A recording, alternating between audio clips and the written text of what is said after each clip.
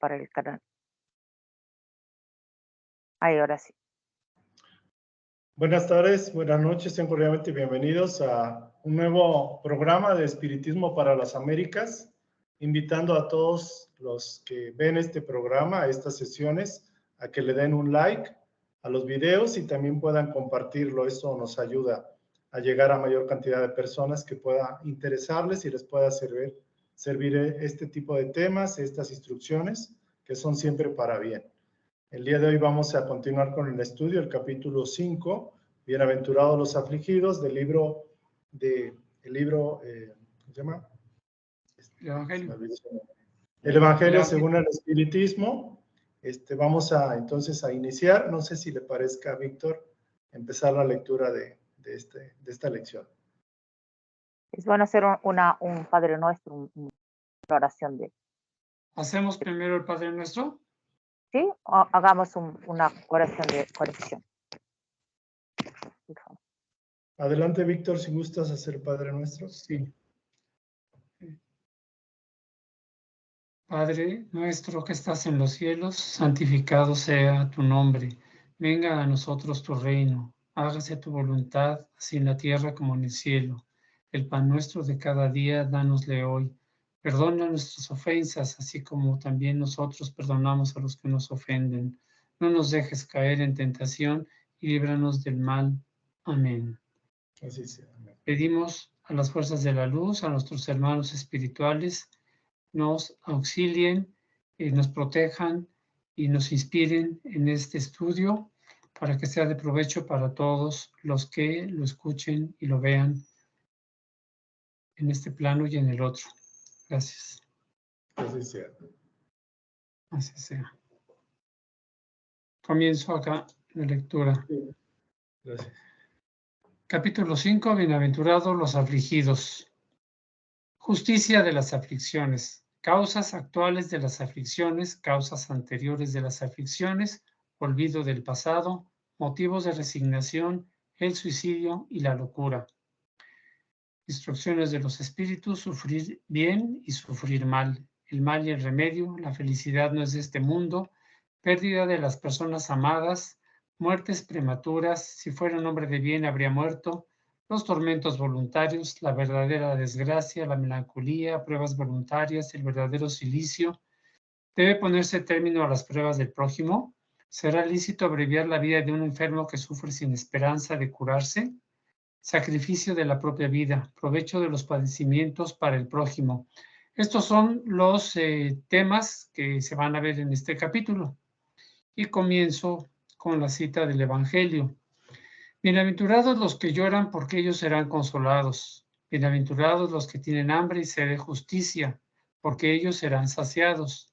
Bienaventurados los que padecen persecuciones por la justicia, porque de ellos es el reino de los cielos. San Mateo, capítulo 5, versículos 5, 6 y 10. Bienaventurados vosotros los que sois pobres, porque vuestro es el reino de los cielos. Bienaventurados vosotros los que tenéis hambre ahora, porque seréis saciados. Felices vosotros los que lloráis ahora, porque reiréis. San Lucas, capítulo 6, versículos 20 y 21. Mas ay de vosotros los ricos, porque tenéis vuestro consuelo en el mundo.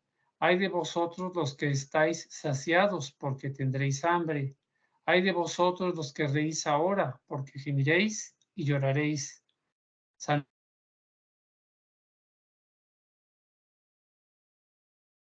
Justicia de las aflicciones.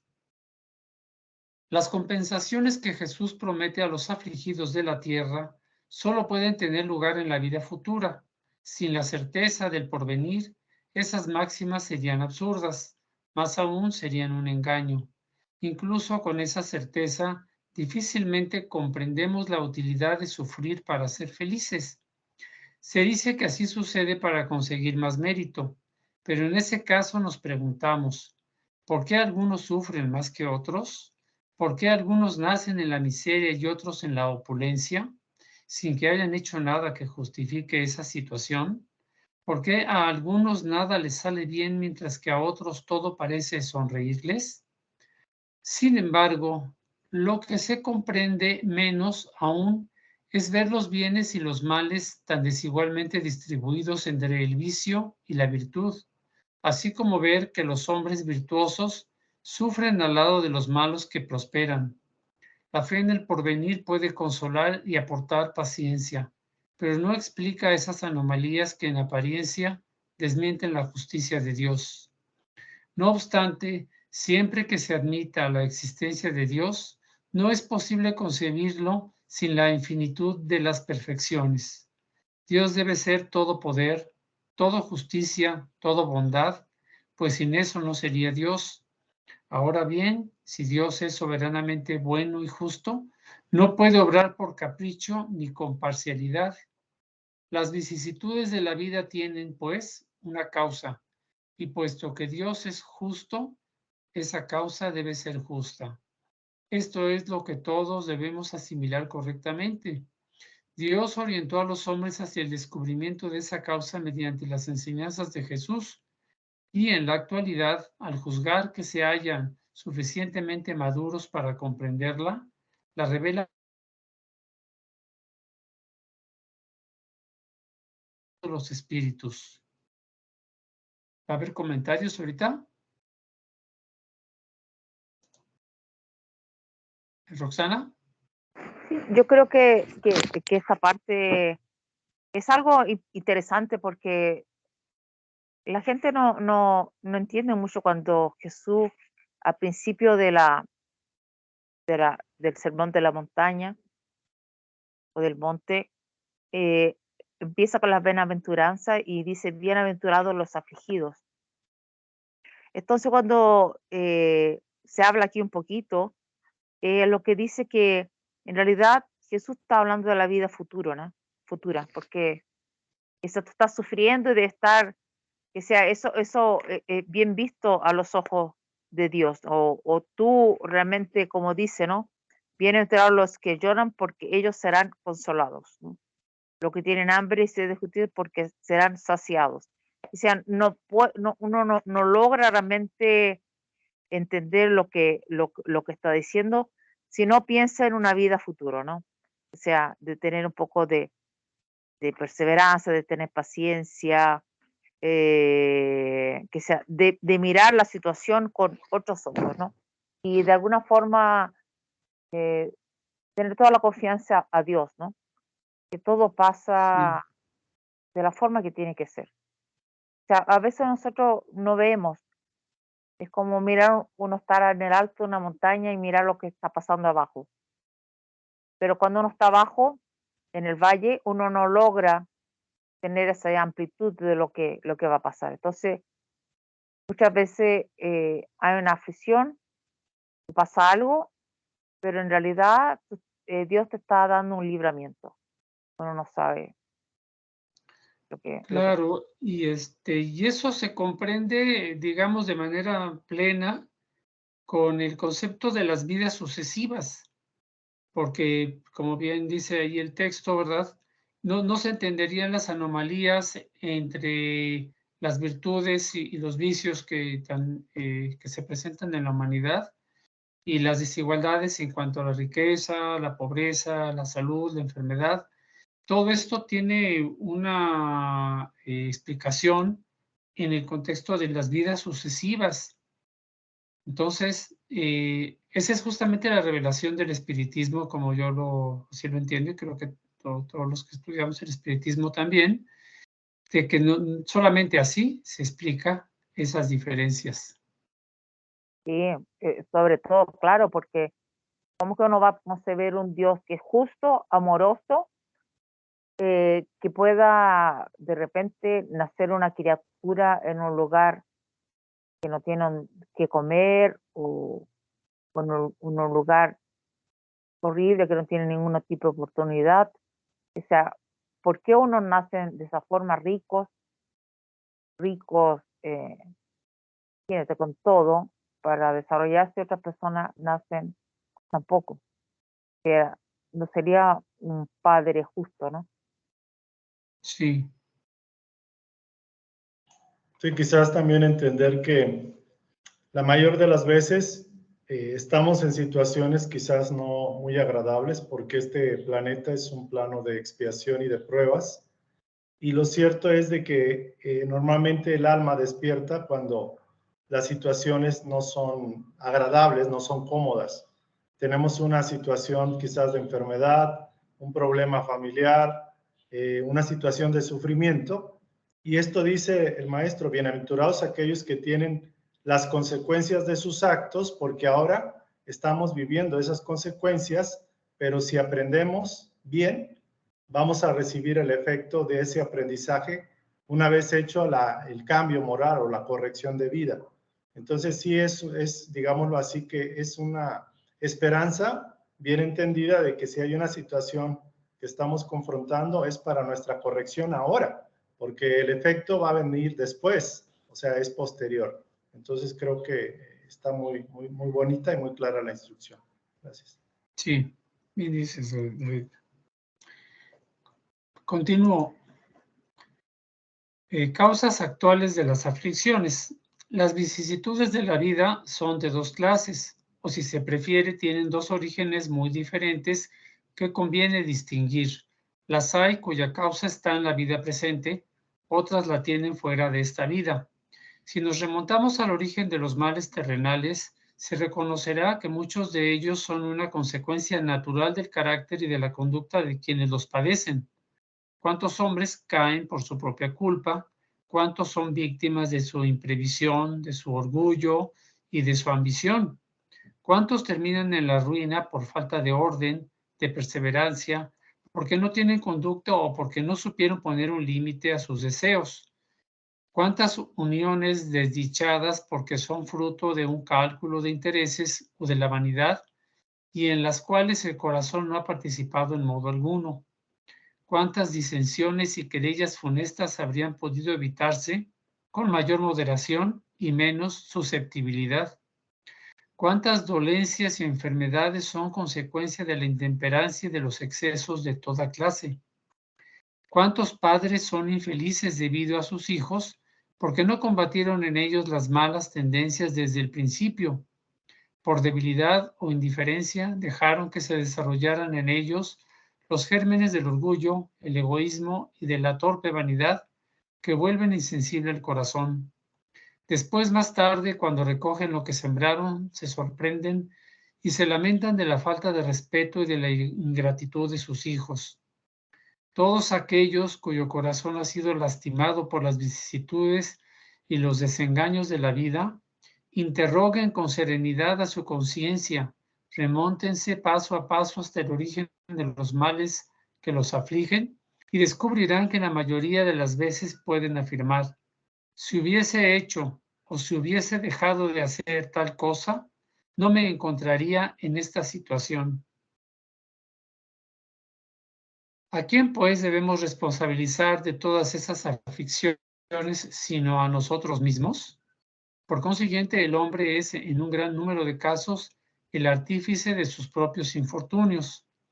No obstante, en vez de reconocerlo, encuentra más sencillo y menos humillante para su vanidad acusar de ello a la suerte, a la providencia, a la falta de oportunidades, a su mala estrella, cuando en realidad su mala estrella reside en su propia incuria. Los males de esa naturaleza aportan con toda seguridad una significativa contribución a las vicisitudes de la vida. El hombre habrá de evitarlas cuando trabaje para su mejoramiento moral, tanto como lo hace para su mejoramiento intelectual.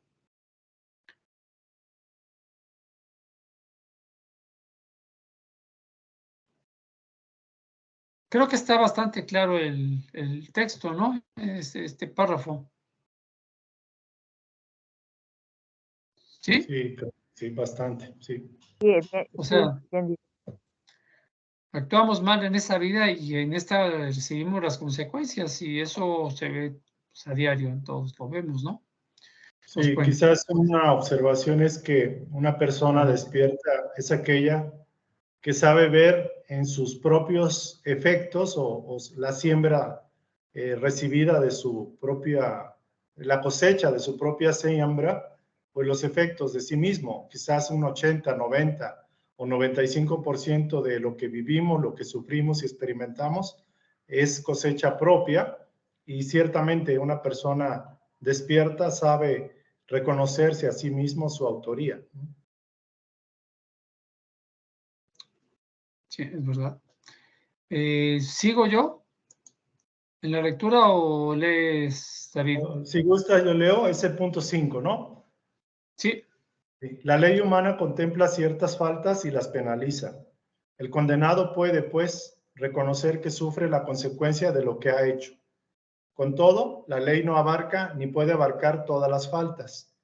Reprime más especialmente a las que causan perjuicio a la sociedad, pero no a las que solo perjudican a quienes las cometen.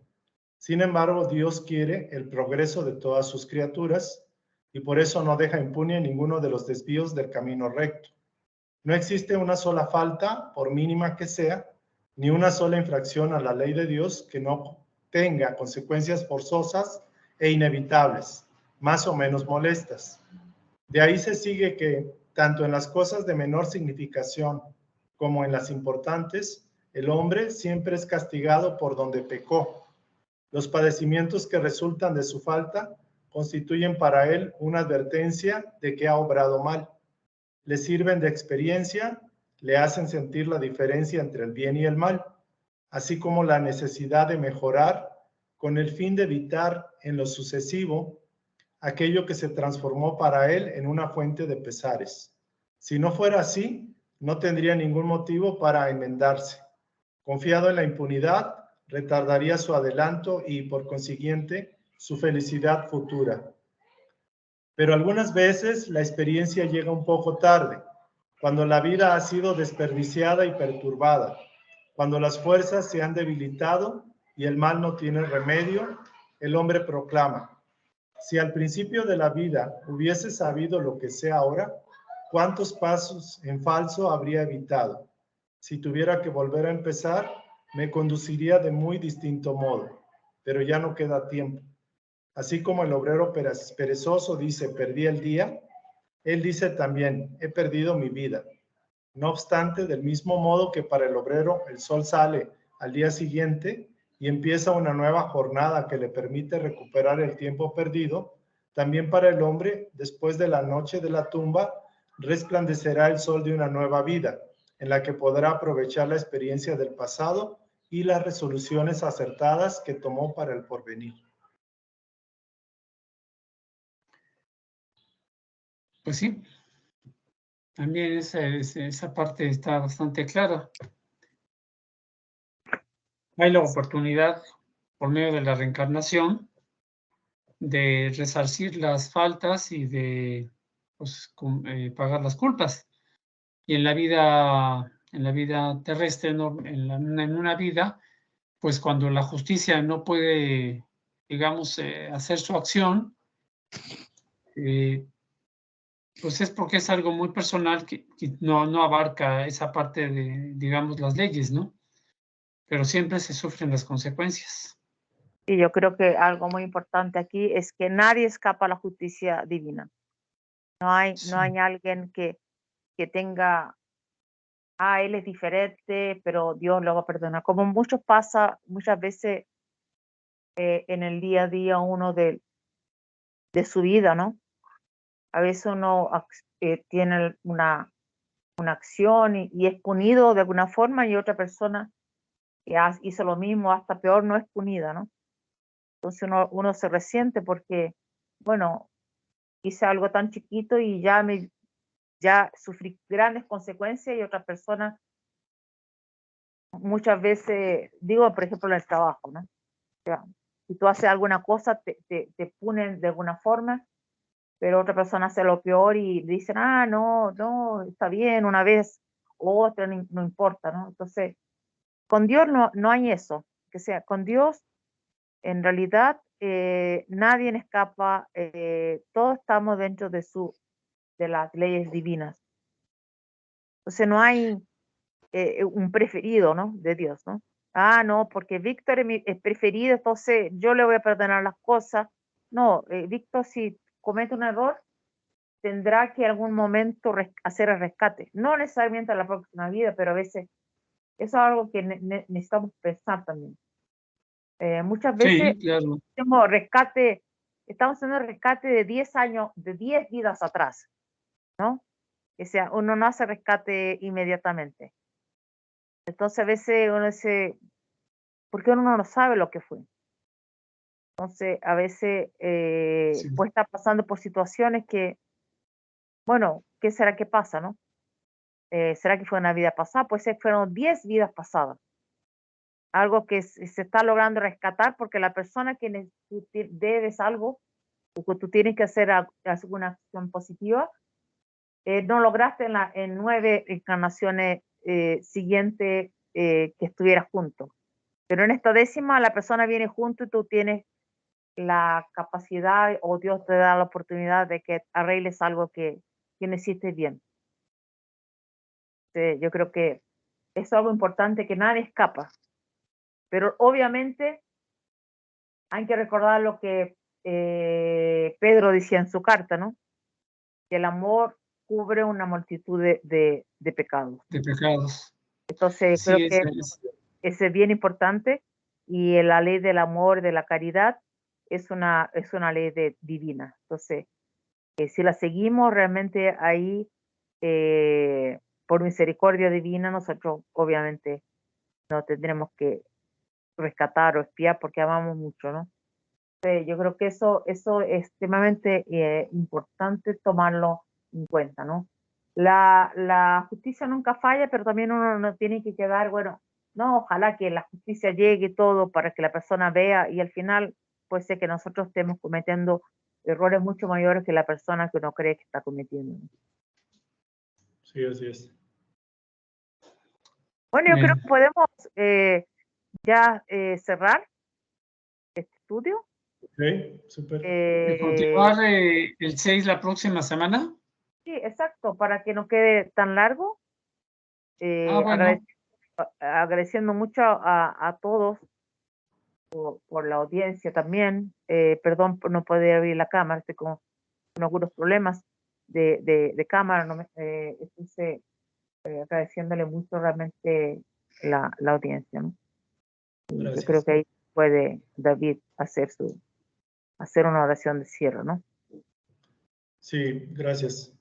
Agradecemos a la espiritualidad mayor la oportunidad que nos ha dado de estar reunidos el día de hoy. Siempre, cada día es una oportunidad y siempre el día trae situaciones de aprendizaje, de compensar, pero también de disfrutar. Y se disfruta mucho estas instrucciones, agradeciendo al Maestro Jesús, director de este planeta, para que nos siga conduciendo, que nos dé la oportunidad de seguir dando un poquito de lo mucho que Él mismo nos ha dado. Gracias y que así sea. Así sea. Así sea.